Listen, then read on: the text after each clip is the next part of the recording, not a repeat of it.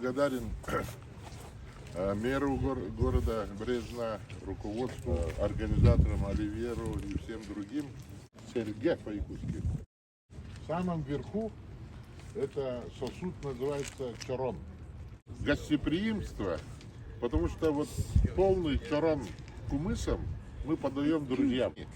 Якуты, Саха, народ.